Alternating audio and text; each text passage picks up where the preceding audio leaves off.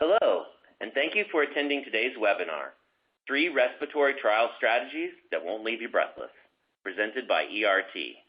Before we begin, we want to cover a few housekeeping items. At the bottom of your audience console are multiple application widgets you can use. If you have any questions during the webcast, you can click on the Q&A widget at the bottom and submit your question. We will try to answer these during the webcast, but if a fuller answer is needed or if we run out of time, your question will be answered later via email. We do capture all questions. If you have any technical difficulty, please click on the Help widget. It has a question mark icon and covers common technical issues. An on-demand version of the webcast will be available approximately 1 day after the webcast and can be accessed using the same audience link that was sent to you earlier. Our speaker today is Dr. Phil Lake, Respiratory Solutions Architect at ERT. And with that, I'd like to pass it over to Phil. Yes, thank you very much. And I'd like to add my welcome to everyone.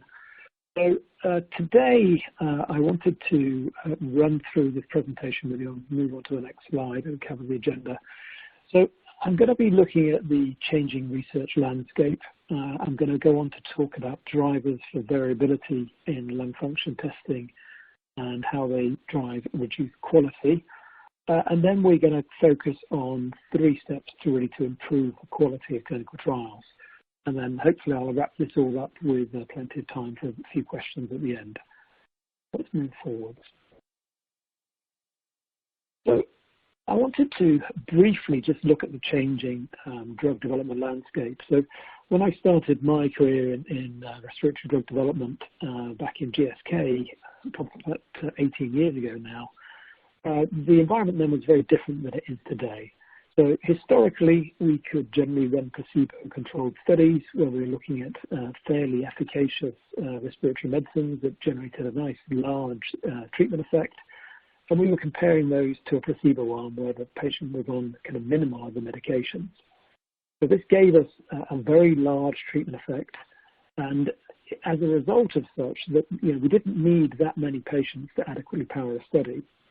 And in many cases, in those early days, we didn't actually bother to centralize or standardize our spirometry, mainly because we didn't really need to. We had sufficient power within the limited number of patients we had enrolled to actually demonstrate the treatment effect with some level of confidence. But those days have really changed. So you can see here, I've actually put in an example here of a more recent study, which is an ivacaftor study in cystic fibrosis. But this just kind of highlights the kind of historical perspective. So on the y-axis, we have absolute change in FEV1% predicted, and on the x-axis, we have time. And you can see here with the placebo arm, we have a relatively flat kind of response with a slight decline over time, which is what you'd expect in a progressive disease like CF. And then for the active arm, you can see a rapid rise up to about 10% predicted change. Now, this is a very large magnitude change, and this is very similar to a lot of those trials that we used to run historically. So again, in this population, there's no other medications available that are really going to impact the FEV1 to this level. And so we can actually see that nice treatment effect with, you can see here, N equals 77, relatively small numbers of patients. Now, the problem with this as we progress forwards over time is that the regulators started to see quite a few outliers and what appeared to be improbable kind of levels of change within individual patients. And again, the problem occurred as we moved forwards and we're looking at, for instance, the combination therapies in COPD. But some of the regulators were concerned that we were actually inadvertently adding in asthmatic patients. Now you can see that with that, effectively. Sorry, I was going to read you a message at the same time. So with that, I mean, the problem there is that if you actually add in asthmatic patients who clearly respond to the steroid element of that combination, you'd potentially be increasing the overall mean level of response. So the regulators have gradually over time put more and more constraints on clinical trial usage and governance to try and actually get data to be more and more accurate.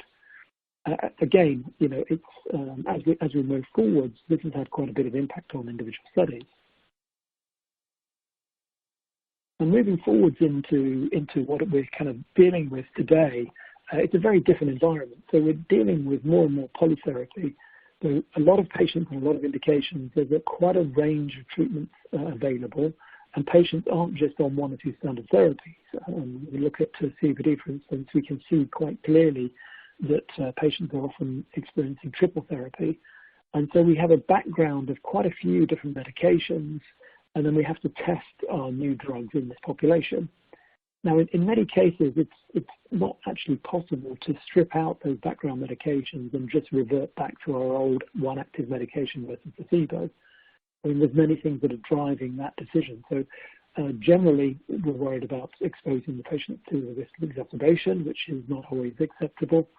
And in some indications with progressive lung function decline, such as IPF and CF, the potential for taking patients off of these medications that are actually reducing that decline leaves them with potentially non-reversible change to their lungs. So they can't actually get back that decline after a relatively short period off that medication.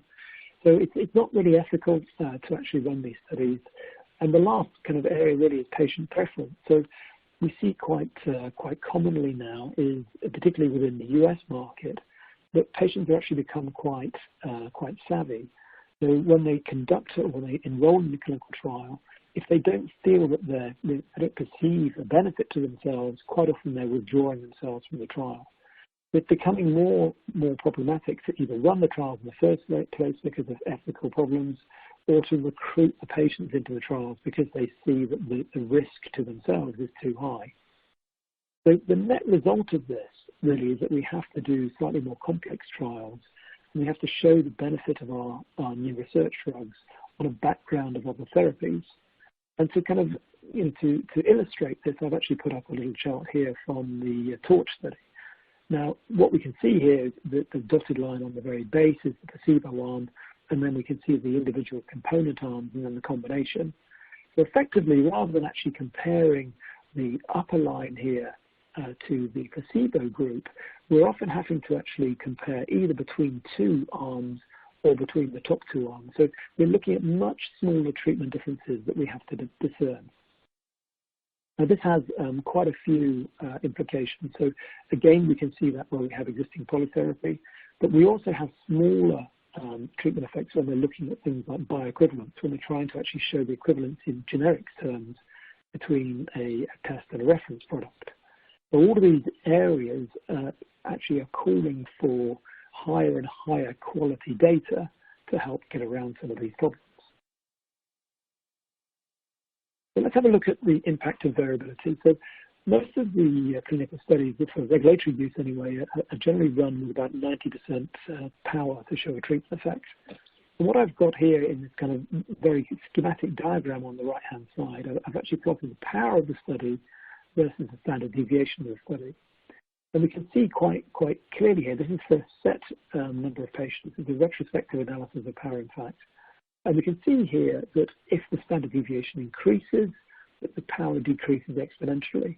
And this is one of the core problems that we have. Now, equally, if we can actually control the variability of the data and reduce that standard deviation, we can improve the power for the same number of patients.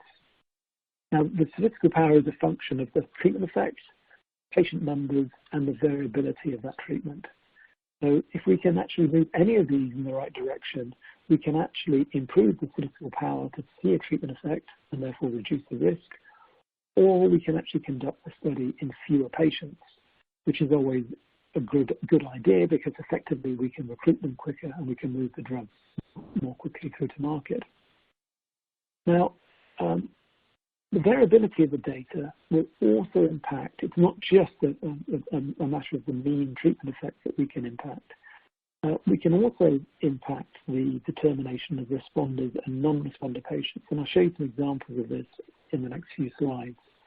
But effectively, we can see with more accurate data, we can more clearly determine exactly what the treatment response is and in which patients that response is occurring.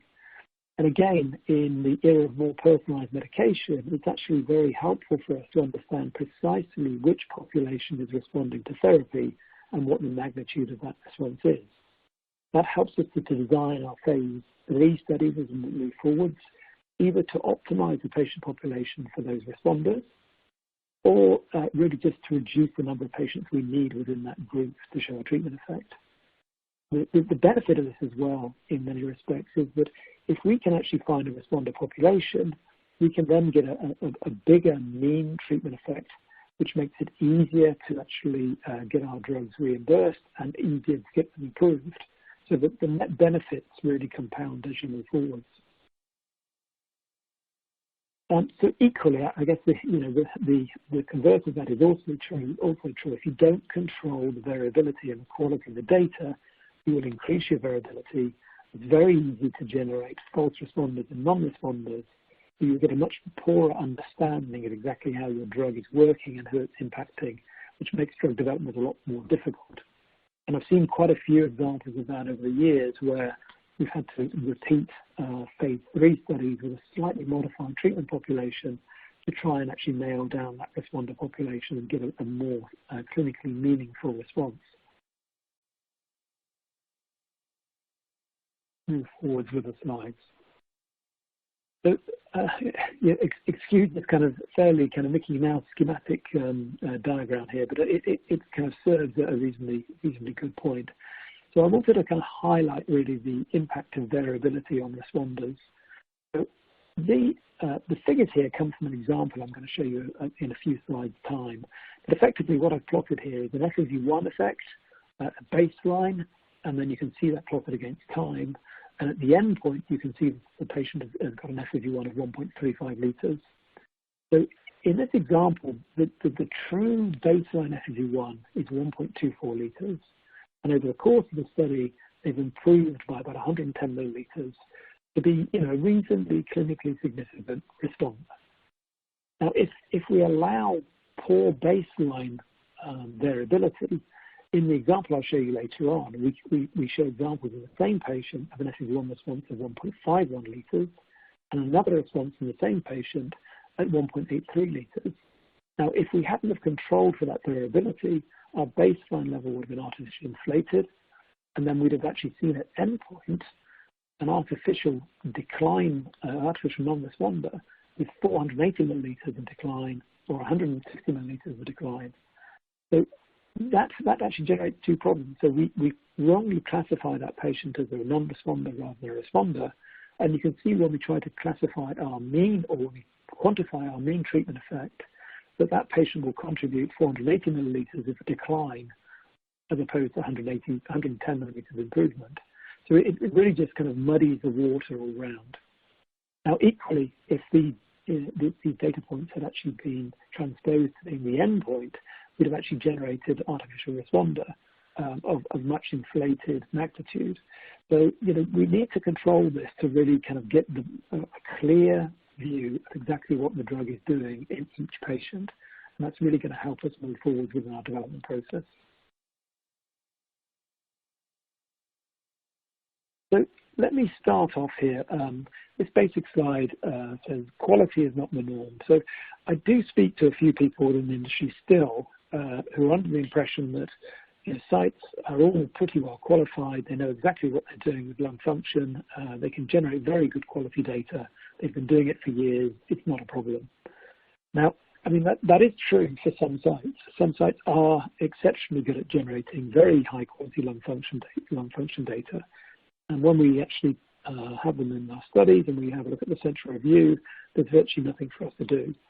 Unfortunately, that's not actually the core case. So within this slide, there's actually a little bit kind of whited out at the top, but I'll inform you of that even though you can't see it. But there was a study done a few years ago, published in the European Respiratory Society meeting in 2006, I think it was, by Breathless. And he did a retrospective analysis of tertiary care sites in either Holland or Belgium, or both, I can't quite recall. But the core message there was about 57% of the FEV1 data that those tertiary care sites measured didn't adhere to ATS ERS standards. And then when questioned, the research technicians admitted that they generally just accepted whatever value the spirometer told them. So they weren't actively managing the spirometry data at all, the patient data. They were just running through a standard clinical process, conducting 3 tests, looking for repeatability, and just accepting whatever came out to them. Now, that's clearly not what's expected, and that won't generate high-quality data for research-grade data. Now, within the standard clinical setting, it's not a big issue. If you have a slight variability in your FEV1 or FVC, it's unlikely in most cases to impact the diagnosis of the patient or, to be honest, their general treatment. It's good enough is good enough for general routine clinical care. That's not okay when you come to research, when you're trying to determine exactly what treatment effect a particular drug has. So that's completely unacceptable. Now, ERT have also done a whole range of review work looking at this quality element. And here we can see that we looked at 3.3 million measurements. That's across quite a few indications and a lot of trials. But the summary of that is that about 11% of the data had some sort of error when it was sent through to us for review. Now, you've got to remember that these sites have been given standardized kit. They've been given training on how to use that kit, but they're still, after that, still in 11% of the cases, they've allowed some errors to come through to us. And when we characterize those errors, we can see down here in the bottom in the gray, about 1% of those are technical, 3% relate to some form of cough or artifact in the first second, 19% have a poor starter test, 36% are due to repeatability, and you can see the end of test, and even the number of efforts is wrong in 26% of those cases. We would also see that when the sites are actively managing the data, that they do have the option to deselect efforts. But we've seen that 3% of those really are still basically without, they've actually made the wrong selection to deselect. So let's move on. So I wanted to talk about some of the drivers of variability. So these are quite broad spread. So I'm not going to go through them all. There's a slide that runs through these, but I'm going to treat them with different levels of detail. So equipment and calibration is one of the key areas. Coaching and variability in technique. A lot of these force spirometries require quite specific technique, which not all patients are able to generate. We have failure to adhere to spirometry guidance. They just don't take good notice of ATS-ERS. And even the actual interpretation of ATS-ERS guidance doesn't necessarily give you optimal data, and I'll show you that very shortly. We have a failure to exclude inappropriate patients, so not all patients are capable of generating good force spirometry. Failure to adhere to protocol requirements, variability in background medications, variability in site training. Now, all of these have the potential to generate variability in the primary endpoint of your study. And so if you want to really get the best quality data and reduce the variability, you have to control all of these in a consistent manner as you go forwards. So let's have I'm not going to take a huge amount of time on this one. So the equipment and calibration. Now, in most instances these days, we can tend to standardize our equipment at least. Most modern spirometry kits that are available at a lot of these research sites meet the core standards of ATS-ERS, so I'm not going to talk about this in any great detail. There are some spirometers that are now kind of tend to be calibration free, but still with these, we still have to have some basic kind of acknowledgement of a calibration type process, or at least a quantification process, because the ATS guidance requires us to do that. And of course, we do still need to measure the environment within the testing environment, because all of the volumes and flows are standardized to barometric pressure at sea level, body temperature, which is actually saturated with water vapor. So we do need to correct to that. So those measurements do need to be taken to make adjustments. So coaching and variability in technique. Now, you can imagine if you have two technicians and one says to a patient, "Oh, would you mind blowing into this for me, please?" You're going to get a very different effort if you had a technician who really demonstrates the technique and says, "I need you to blast the air out, and then to keep blowing, a deep breath in, blow, blow, blow," and they're waving their arms, they're banging on the desk. Now, all of that kind of encouragement is hinted to within the ATS guidance. So you can see some actually extracts from that guidance on the screen now. So you really need to get an enthusiastic coach and technician to actually get the best consistent data out of the patient. Now, equally, if you have two different technicians, they should really both generate the same level of vigor and enthusiasm if you want to get the same data out of the patient. Now, ideally, you should have the same technician testing the patient throughout a study, but if that's not the case, they should really try and harmonize their approach. Let's move on. So failure to adhere to respiratory guidance. Now, the guidance for forced spirometry is pretty straightforward. So to go for a kind of good, acceptable measurement, you need to get a kind of a true, strong blast of expiration. You need to see a steep rise to the peak expiratory flow, back extrapolation of less than 150 milliliters or 5%, an expiration time of at least 6 seconds. Now, this does cause a little bit of concern. So I would prefer to say in adults that you generally ignore the 6 seconds and just head for a true plateau. So what you really need is a plateau of 1 second and a flow rate of less than 20 or a flow rate of less than 25 milliliters a second for a second. So you don't have to have exactly zero flow, but it's pretty close to it. So no artifacts, and then repeatability of at least 3 acceptable efforts. So you need to have 3 technically acceptable efforts, or you then look at the repeatability. And so repeatability, we're looking at 150 milliliters if the FEV1 is above a liter, 100 milliliters if it's less than a liter. Let's move on. So failure to achieve end of test. Now, I quite often see when data comes in a whole host of errors that come to light. And these generally are pretty apparent when you just look at the flow loop geometry. So we can see within this selection of tests here, the patient, what they need to show is a clear plateau. And this is one of the problems when we talk about the 6-second kind of indication. So in young, healthy adults, they can exhale all their lung volume in around about 6 seconds, 7 seconds. So that was really added into the guidance as being a minimum level. If they're younger than that, they can actually exhale in a shorter period. And there's a different time period for younger kind of pediatric patients and adolescents. But you can see here that these sites have basically got to 6 or 7 seconds and they terminate their efforts at that point. Now, with this particular effort, this has come from a software where there's a color change on the screen, which is actually prompting the sites to actually terminate early. Now, whenever you terminate at this level, in a patient with pathology, you will underestimate the FVC. If you're measuring mid-expiratory flow, you'll overestimate the mid-expiratory flow, because what happens is that's measured between 25 and 75% of the maneuver. And if you terminate the maneuver early, you shunt those mid-expiratory flows down towards the higher flow rates. But we can see in this kind of cameo here, the first patient, they've actually terminated at about 6 or 7 seconds. Every single effort terminates at exactly the same point. So for me, it's obvious that this site has actually stopped thinking about ATS, ERS guidance and are just doing their standard clinical spirometry and generating suboptimal data.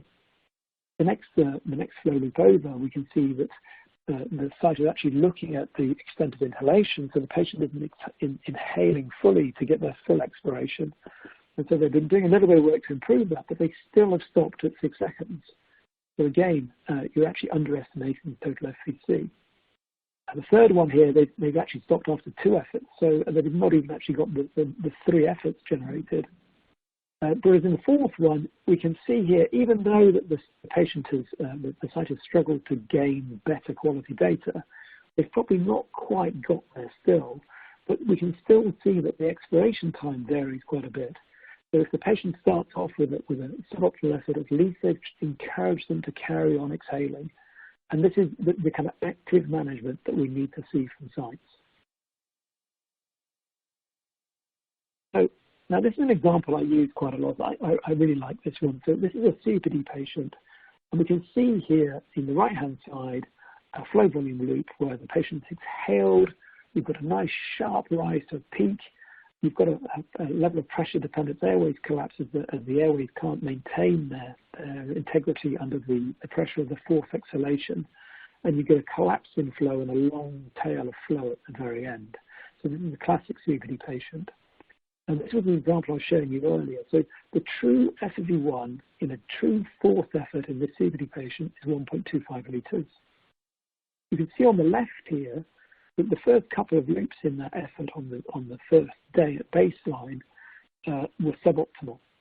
And the trouble is with a suboptimal effort in a COPD patient is because you're reducing the pressure on the lungs, you reduce the level of pressure-dependent airways collapse. So what happens in a young, healthy lung as you raise your diaphragm and contract your ribs for forced expiration, you put a lot of pressure on the lung, but it holds itself open because it's fairly elastic and it's got a lot of interattachments within it to hold the airways open. As you age or as you get increased pathology, you start to lose lung parenchyma and some of these attachments. And when you compress the lung to force the air out, it can't hold itself open. So the airways gradually start to close and impede the flow, and that's when you get this collapse of flow. A bit like pinching the neck of a balloon, and you get that little whining sound. So that's effectively what's happening in the lung. So if you don't get a good forced effort, you can massively you can maintain the integrity of the lung, and you can blow more air out in the first second. So within this example, for instance, you can inflate the FEV1 up to 1.83 litres. That gives you a vastly inflated and inaccurate baseline. Now, the trouble with this is that often it happens at the beginning of the study or at the beginning of each visit. And you can get a learning effect as the patient gets better at the technique, and that will only drive decline in FEV1. So you get an artificial non-responder. And you really need to actually understand what the patient is capable of doing at the screening visit or at baseline, and to make sure that's optimal. Otherwise, you're going to drive an artificial decline in your drug effectively. Now, if we move on to the next slide, this is actually the same patient. So this is a visit 2. But here you can see the FEV1 for this patient is 1.51 litres. So again, just to compare what it was on the right-hand side, it's 1.25. It's what they're capable of doing.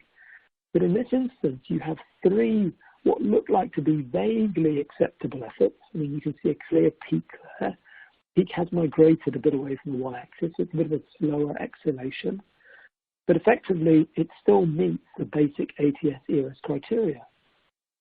Now, this has got a similar level, a slightly lower level of inflation. So because the patient hasn't forced out, they haven't seen the same level of pressure-dependent airways collapse. They've maintained a bit more of the integrity, and the FEV1 is 1.51 litres. Now, depending on the nature of expiration, you can get a whole range of these, from optimal through suboptimal to clearly suboptimal. And so this is the problem with this disease, is you'll get this variability. Now, I'll show you later on in terms of the recommendation on how to avoid some of that natural variability. Right, so failure to adhere to protocol requirements. So there's a whole range of things here that drive variability. And I've put on the right-hand side an example of a flow loop geometry for area under the curve. This is from a Bateson paper published a few years ago. But again, you can see here in the top, you can see a nice efficacious kind of bronchodilator with a rapid rise in FEV1 and gradual decline over the course of a day or 24 hours. Equally, you can see at the bottom, the placebo arm kind of broadly mirrors this. And this is the natural diurnal variability of your lungs. So this kind of drives a couple of different points here. So if you want to, you can see if you don't adhere to a strict time stamp when you actually bring the patient in, if you actually start measuring at 9 o'clock on one day and 12 o'clock on another, you'll actually get an increase in their FEV1 just because of natural diurnal variability. So this is one of the reasons why you need to control the timestamps on the spirometry kit and bring the patients in at roughly about the same time of day, plus or minus an hour, when you're measuring trough measurements. Equally, if you can see that rapidly inflating kind of rise on the blue line, where the patient's been given medication and then you're getting the true bronchodilator effect, if you don't control the timestamps there when you're taking those individual assessments, again, you can affect the shape of that curve and generate variability in area under the curve. So again, it's very helpful if your spirometry kit and your site understand that and can actually ensure that the patient takes measurements at the right time points. This is to avoid that variability. Equally, some other elements of protocol requirements that drive variability, the adherence to run-in medication, to standardized baseline assessments, for instance. This is very clearly seen in severe asthma. And quite clearly, you can have patients, what you want to do when you're looking at those severe asthma programs is to select patients who are resistant to the existing medication and are going to respond to your new therapy. Now, one of the problems with that is that you can have similar levels of poor control in their asthma if the patients either have a poor technique in terms of taking their medication or they don't take their medication regularly enough. So what we often do with those is actually plot the run-in compliance of patients taking their medication and actually look at the technique to try and train the patients up and to get optimal technique, so that when we run through the run-in period, we're actually getting a true picture of their true symptom level when they're fully compliant with medication. So again, what we need the sites to do is to understand why we're doing this and to understand the importance of checking that data and adhering to the protocol. So a lot of this comes back to the site's understanding around the overall effect. I'll move forward here.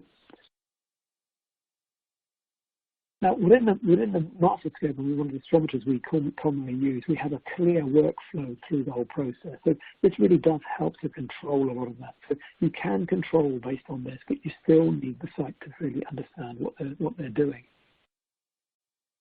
Now, I mentioned earlier about the interpretation of ATS-ERS guidance, and I think I've broadly explained that to you already. But effectively, using this patient example, we can actually go from optimal data, where we had the 1.25 litres FEV1, if you remember, acceptable data, which actually meets ATS-ERS criteria, but that would still give you an FEV1 of 1.51 litres, and then completely unacceptable data. Now, within our trials, I think we need to start to look beyond basic acceptability to ATS-ERS criteria. So we need to try and actually move to what is optimal for each patient, rather than what just meets basic acceptability criteria.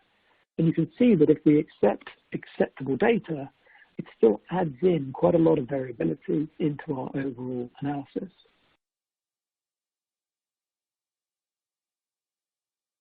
So let's go on a little bit further. So the other thing that I wanted to talk about is the failure to exclude inappropriate patients. And not every patient is able to generate good forced data. Now, this is an example taken from cystic fibrosis, and for those of you that know cystic fibrosis, these patients are very difficult to get hold of. And so the temptation is, when you get a patient that meets all the other inclusion-exclusion, you stick them into the study. Now, this particular study was looking at lung function decline in CF over a relatively long period. Now, so in this instance, you want to have a good level of reliable lung function. And we can see here in this patient, the FEV1 values changed from 59% predicted through to 88, to 85, to 69. It's going all over the place. Now, again, we can see in terms of the technique, if we look at the flow loop geometry, this patient generates highly variable geometry. And we've got a few good efforts in the middle here, but the rest of it is all over the place. Now, what you need to do is, if you see a patient like this, or if a site sees them, they need to understand enough about the research they're doing to say, well, look, this is just not a good patient to include. Now, when I show people this, they often say, well, you don't get, the flow loop geometry does vary in patients depending on what medications they're taking, etc. The reality is the shape of the geometry doesn't really change that much. It reflects the underlying pathophysiology of the lung. So it's a bit like the lung's fingerprint, if you like. And we can see this in this example, another CF patient, but the flow loop geometry is very consistent between each visit. But if we look at the FEV1, or at least the change in FEV1 from baseline, we can see 140 milliliters, 160, 70, even 470 milliliters of change, even though the shape of the flow volumes are very similar.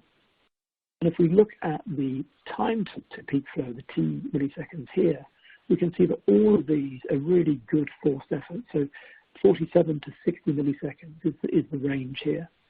So we know that this variability is not generated by technique, it's generated by another underlying principle. So this is one of the other things we need to start thinking about. If they look at the flow loop geometry, understand what's optimal for a patient, and if they can see variability, it then gives them the chance while the patient's at site to ask a few questions about what else has changed. Now in this particular case, it could be a whole range of things, most likely a change in cyclic antibiotics, which will also impact on FEV1. So, and is this by magic? We have here a picture showing some of the effect of cyclic antibiotics. So this is data taken from INSMED, so this was presented at the US CF conference a few years back.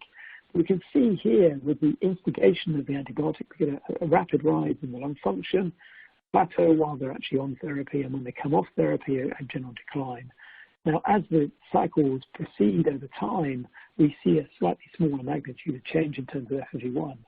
But the key thing here, when we're running CF studies and we're trying to understand what the lung function should be looking like, we need to make sure that we don't add variability.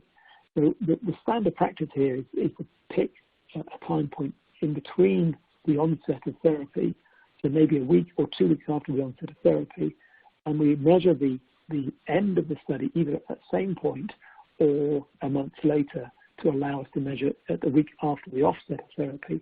This way we avoid the large variations between onset and peak. So this way, I mean, it does cause a few problems when you're running through a study to try and align the cyclic antibiotics at the end for the endpoint as well as the baseline.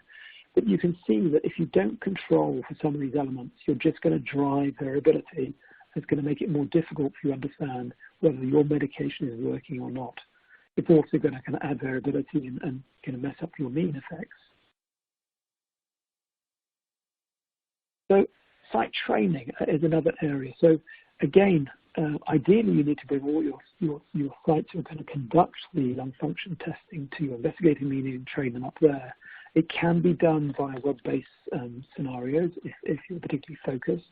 But there is a little bit of data that shows a slight discrepancy between the two. But equally, the thing you've got to be careful of is if those same staff are actually going to be conducting the daily testing on the study, if there's turnover in staff or they've had the same kind of training. Now you will see some companies will say to you, well, don't worry, we'll certify all sites at the beginning of the study to make sure they're capable of generating good data. Now, in my view, the certification phase is really, it's helpful, but it doesn't guarantee quality, because often they actually certify another respiratory therapist, and it's not difficult to get a respiratory therapist to generate good quality lung function data. So it's really not a high hurdle. And the main test comes when you actually start working on patients. So one of the other things that one of the MasterScope features that is particularly helpful in this instance is a fingerprint kind of sensor.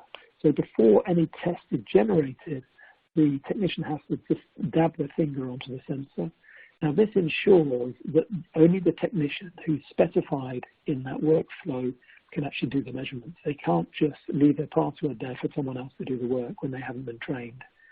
Equally, if you've got a risk-based monitoring type approach and you can see one technician has issues, you can basically block them from testing further patients until they satisfy some retraining. It's very helpful in terms of control. So what I really wanted now to do very briefly is, I've talked about this a lot, so I'll go through this quite quickly, is 3 core steps to drive improvements in terms of improvements in quality. So its first step really is selection of the experienced sites. Second step is to train for primary data quality, And the third step is an ongoing data quality review. So the first one really, what we do at ERT is we have a massive database of sites of studies where we conducted work. Now we can actually collate all of that into a data warehouse and interrogate that to try and classify individual sites according to the quality of their data. Now we can use a number of different algorithms. We actually qualify individual efforts for individual sites on an A to F basis. So A is excellent, F in terms of is fail. So we use that kind of qualification along with a few other things depending on what the client is interested in to give a tiering for individual sites. Now what we can do in that instance is actually predetermine whether the sites selected for a study have actually generated high quality data in the past. We can also identify potential sites if that's of interest to clients. The other thing is about driving first-time quality. I mentioned before, it's all well and good doing a QC and overread, and then you can feedback to try and improve later elements. But what we want to do is to get the site to fully understand what they're doing so that they can actually make a change while the patient's still at site. And you can remember this as a flow loop geometry here on the right from that patient, which has generated consistent but suboptimal data. We need sites to understand what is optimal for the patient and to try and achieve that while the patient is at site. So if we're trying to do it retrospectively, that data is already in your ITT population and it's already within the database. You can't do much about it. So the goal really is to get optimal data while the patient is at site. So again, first-time quality, you remember this example. So what we need sites to do is to look at the flow loop geometry of the patient back over time. If they can see consistent flow loop geometry, they can have a better understanding that this patient is going to be acceptable. Again, if they can see variability, as I mentioned before, and the flow loop geometry is the same, they know that there's something else that's driving it. Now, if you've actually asked the patient questions about, what has changed since last time while they're at the visit, you get a much better understanding of whether or not something has occurred, such as a kind of a protocol violation of medications or something else. And you can potentially defer the visit and gain better quality data. If you rely on overread, you can't do that. It's already gone. So again, first-time data quality. So, we need the sites to act as an extension of the research team. So we need them to switch out of clinical mode, where they're just doing 3 efforts and just ignoring ATS and the rest of it, into something where they're trying to get optimal data for every single visit. Because you never know which is going to be the last visit for a patient. You can't just rely on baseline and endpoint. Endpoint may be an early termination visit. So, and finally, the proactive focus event. So I should be a few more minutes now, and we can stop for questions. But so the key thing here is a review of data quality on overread. So a lot of companies do this. So effectively, we can look at the ATS ERS quality. We can look at deviation from the research grade approach. So if we can see a site that's only generating 3 efforts and none of which reach plateau, we can then inform the site about remind them about their requirements about this research grade approach. We can, if necessary, get them to do some refresher training around this whole module and approach. The early detection of deviation. So again, within our overread, we have a second element which actually looks at the detection of deviation. So we look at outliers, and we have a proprietary algorithm for grading the lung function efforts at each visit. So we can actually very clearly see what's happened. If we can see an outlier, we can trace that back and do this kind of root cause analysis of an individual patient to see where the variability has come from.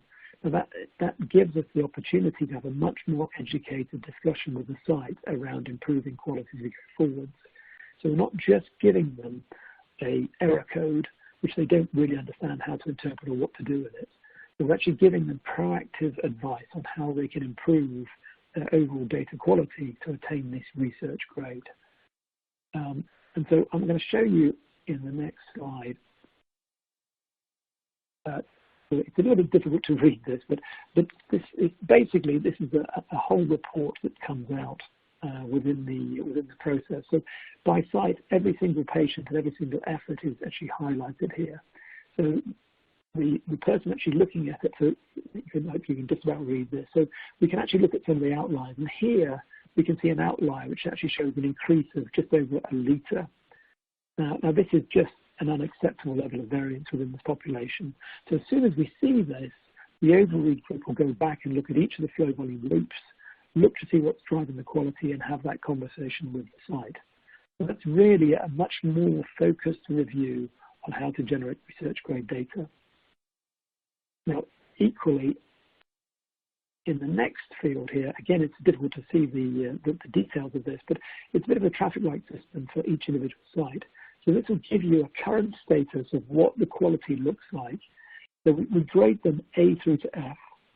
So not just in terms of their life-to-date quality, but also their most recent assessments.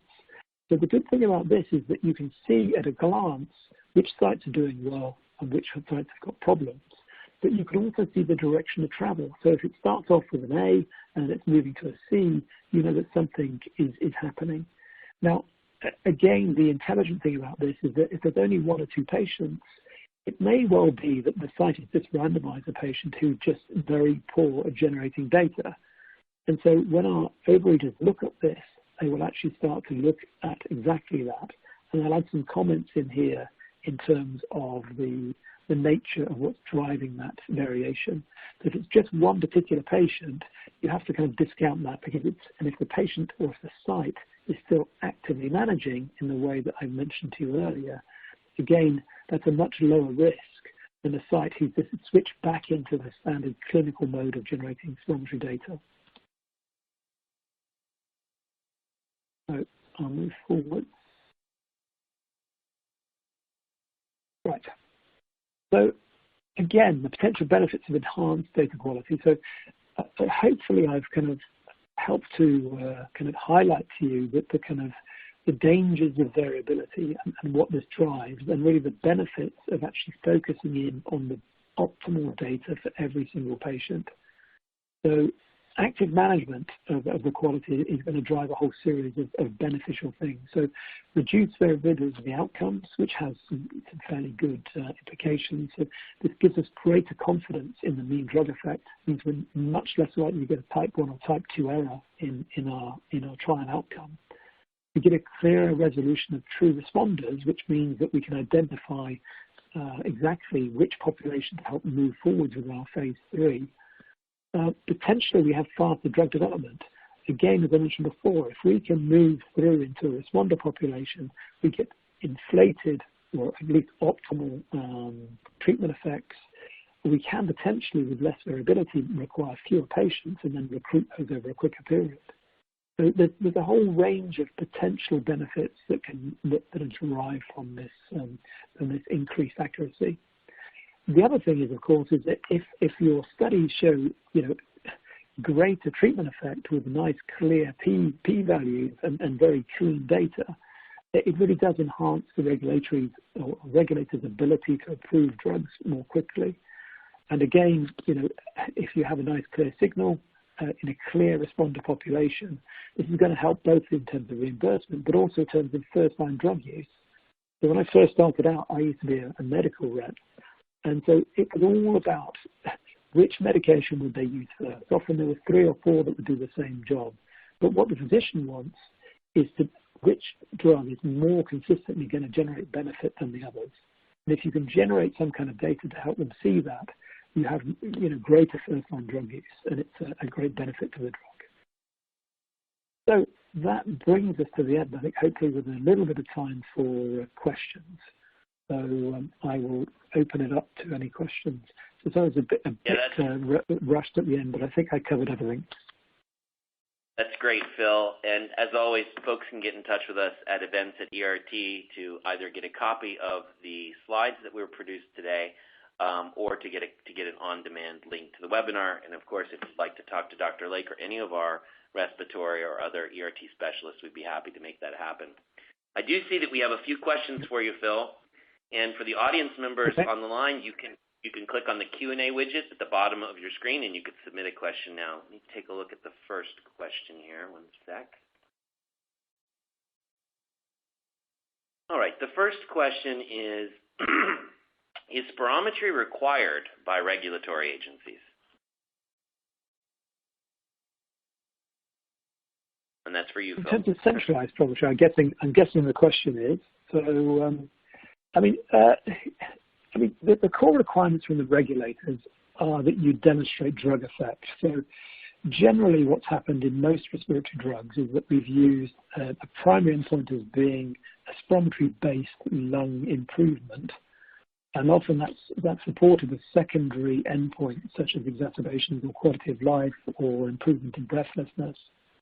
So, technically, I think in most cases, I'm struggling to think of cases outside of the core. In slightly rare indications, I don't think it is always required. So in cystic fibrosis, for instance, if you're actually developing a CFTR potentiator, you could get away with a quality of life assessment and a sweat chloride measurement, because that's clearly showing mechanism of action for the drug and a clear patient-derived benefit. But in other areas, I think you would still probably have an uphill struggle if you didn't have some level of corroboration of lung function improvement. You don't always have to necessarily show this via centralized spirometry, but again, if you're relying on a label that shows any improvement in lung function, you're going to have to show the regulators that you've controlled the quality. So hopefully that's answered your question. If you've got a specific example of something, I'm very happy to discuss it. Yeah. And again, if anyone on the line has a question, or if someone listening to this in a recorded version in the future has a question, you can always email events@ert.com, and we'll track down the answer for you. Looks like we got another question that just came in. Is it still... Oh, sorry. Go ahead, Phil. Oh, yeah, no, I was just thinking, so, in things like acute respiratory distress syndrome, which I guess is still broadly within the respiratory remit, spirometry wouldn't be required in that instance, but you're not relying on a label claim for that in that respect. So you're measuring the impact on the lung in terms of diffusion and blood gas, and then the rest of the parameters associated with that. So I was just kind of racking my brain to try and think of the areas where you wouldn't really need spirometry. So. But carry on with the next question. Well, the good rule of thumb is to centralize what you can and make sure you get the highest quality data, normalize and standardize those devices, etc. Looks like we got another couple questions from the audience, and I'm cognizant of our time here as well, so we want to make sure we get folks out at the top of the hour. The question is it still necessary to undertake site feasibility when you use a site identification tool? Yes, so the tool that we have, it's pretty powerful, but the limitations to it, it will give you an indication around the potential, historical performance of a site around their potential to recruit and the quality of the data that they generate. The thing is that you can't predict on it is if there's been any changes at site, or if the site actually has the time and the staff to actually conduct the trial. So you still need to do basic feasibility in terms of, do they have adequate time and resources at this current time in terms of repeating studies to actually generate to take part in the study and recruit patients. So, the historical tool that we generate does help you to identify sites with higher quality as a standard. But equally, there may be some sites who recruit very well, whose quality is a little bit dubious. But equally then, the good thing about this is it gives you, how often do you say, oh, I wish I'd known that before? This really just gives you a little bit of hindsight. It tells you what's happened in the past, and if necessary, you can actually target that site for intensified monitoring and oversight, so that you don't actually fall into the same trap of getting poor data. So it just gives you that little bit of hindsight. But it is still necessary to do some basic feasibility. Excellent. Thank you, Phil. A couple more questions. How well do sites take to a more focused level of training, as you described? Yes, so I would say well. So I've yet to come across a site who has found this problematic. So when I've given this more research-based training in the past, sites have generally said, well, I've never really thought of that before. So, and it's almost when you give it, you can almost see the light bulbs go on. They suddenly get it. And for me, I don't know how individuals on the line learn, but for me, if I'm just told to do something, I tend to struggle a bit. I need to know why I'm doing it and what the benefit is. And I think it's the same with most people. If you explain to them exactly why they're doing it and what the implications are if they don't do it, they become much more engaged in the research project, and they're much more likely to give you better quality data. The real danger we see all the time is that sites should slip back into standard clinical mode, which is often what they're doing day in, day out. So, and I think we're all like that. In times of stress, we just revert back to what we normally do. So it's just a way of enhancing, the uptake of that training.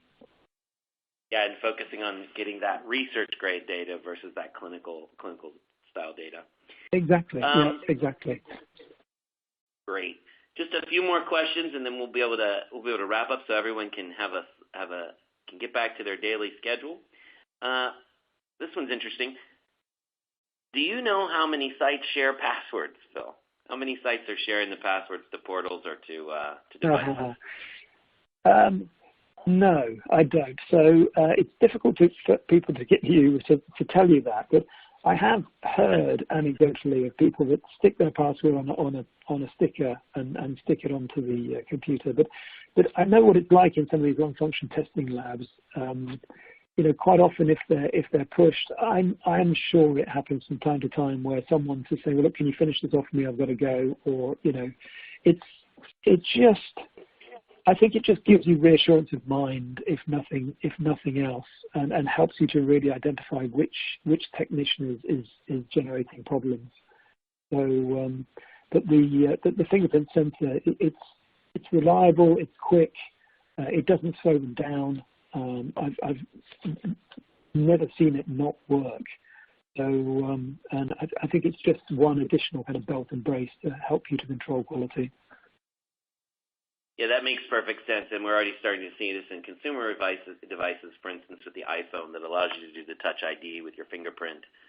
We'll probably be seeing more implementations of that technology just in general as we move forward.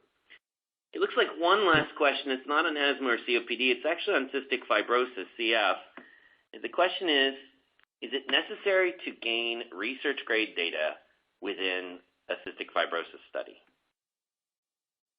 Yeah, so not always. So again, it depends on the mechanism of the drug. So within the CFTR potentiator kind of field, so the kind of wonder drugs in CF, such as Kalydeco, and some of the more recent drugs, so they can very easily demonstrate clinical efficacy using sweat chloride.